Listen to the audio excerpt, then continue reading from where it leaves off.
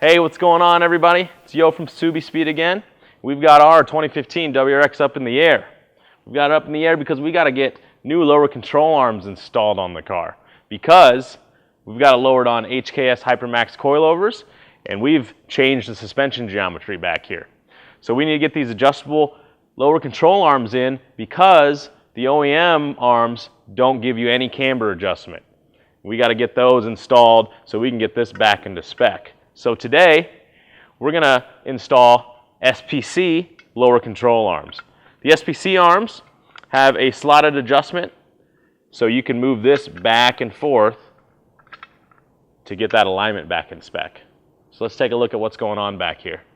Taking a look at the OEM multi-link suspension in the rear, we're going to take a look at why we need an adjustable control arm to adjust camber. Camber actually comes from the hub at the tire. So the hub and the tire actually need to move either in or out to get negative camber and the alignment back into spec.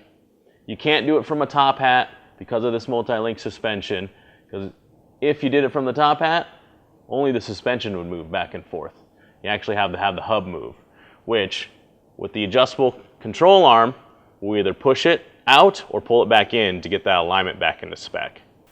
To remove the lower control arms, we've got 4 mounting points that we need to get at.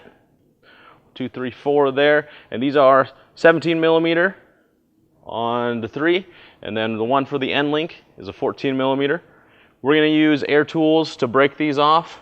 If you guys don't have air tools, a breaker bar and a 17 and a 14 millimeter wrench on the back will do. Very simple to get at, very simple to uninstall.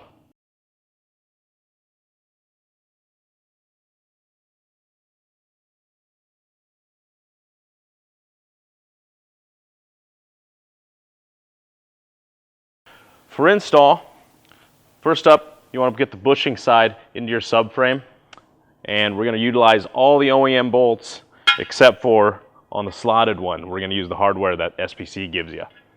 So let's go ahead and get that lined up.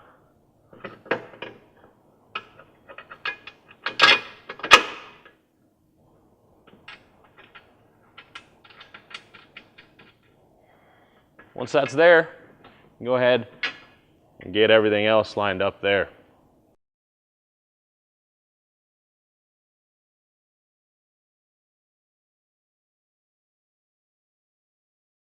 Now with everything lined up on the bolts there, none of this stuff is torqued down, but we'll get to that after we get this last mounting point done. And we're going to use the hardware from the SPC kit to do that, and you'll want the washers on the outside of the control arm.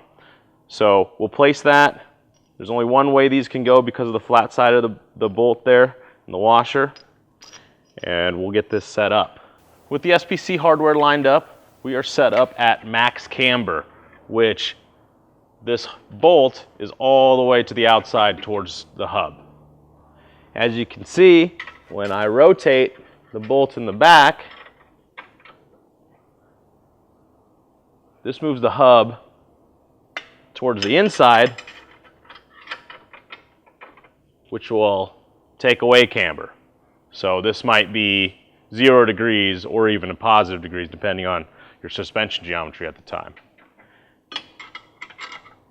So the suspension guys, or the alignment guys, excuse me, will use this to dial back your camber or add negative camber, whichever one you desire. So we're going to keep it at max and get everything torqued back down until we get down to the alignment shop and they can mess with that.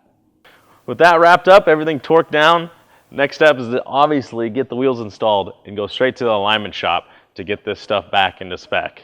If you guys got any comments or questions, leave them in the comments below, or you can shoot us an email, sales@subispeed.com, or give us a call, 888-885-2002. Be sure to like and subscribe for more DIY videos on your 2015 WRX and STI.